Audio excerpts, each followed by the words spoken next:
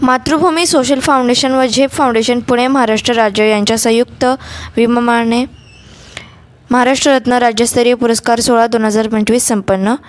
23 जुलै 2025 रोजी महाराष्ट्र रत्न राज्यस्तरीय पुरस्कार सोहळा 2025 पत्रकार भवन, गांजवे चौक शेजारी SM जोशी सभागृह समोर, निवारा हॉल, निवारा वृद्धाश्रम दुपारी 3 ते 6 या वेळेत पुरस्कार सोहळा संपन्न झाला.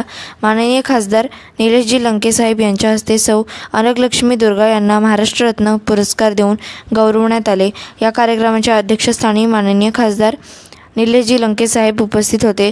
त्याचबरोबर सौ सुरेखा भगने मॅडम, सहाय्यक आयुक्त पुणे महानगरपालिका धनकवडी सहकार नगर क्षेत्रीय कार्यालय तसेच माननीय गोपाल खंडारे सर, स्वराज कॉलेज संस्थापक अध्यक्ष माननीय बन्सी शेठ, पारधी उद्योजक माननीय राजेश दिवटे, यशवंत आधार सामाजिक संस्थापक अध्यक्ष दिग्दर्शक लेखक माननीय अल्ताफ शेख, भारतीताई तुपे संस्थापक अध्यक्ष भारतीय नारी संघटना माननीय रूपचंद फुलझेले, राष्ट्रभक्ती परिवाराचे अध्यक्ष माननीय सुनील गोरे, मातृभूमी स्पेशल फाउंडेशनचे संस्थापक अध्यक्ष माननीय अशोक पाटील, झेप फाउंडेशन पुणे महाराष्ट्र राज्य संस्थापक अध्यक्ष माननीय कांताभाऊ राठोड, कोषाध्यक्ष माननीय रमेश राठोड, हवेली तालुका अध्यक्ष अलका मुसळे, इंदुमती राठोड, पोलीस तपासाचे पत्रकार चेतन शर्मा व इतर पदाधिकारी यांच्या उपस्थितीत कर्तव्यदक्ष अधिकारी सामाजिक आरोग्य शिक्षण क्रीडा पत्रकारिता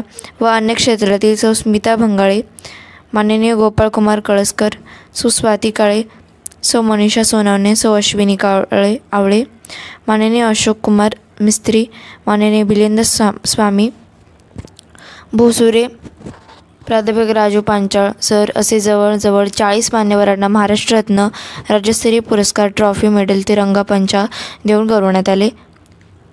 सौ अनगलक्ष्मी दुर्गा मॅडम सामाजिक क्षेत्रात तसेच आरोग्य क्षेत्रात त्यांचं भरपूर मोठ्या प्रमाणात काम आहे. आरोग्य दूत म्हणून काम करत तसेच विविध संस्थांवरती सुद्धा पदाधिकारी म्हणून कार्यरत आहेत.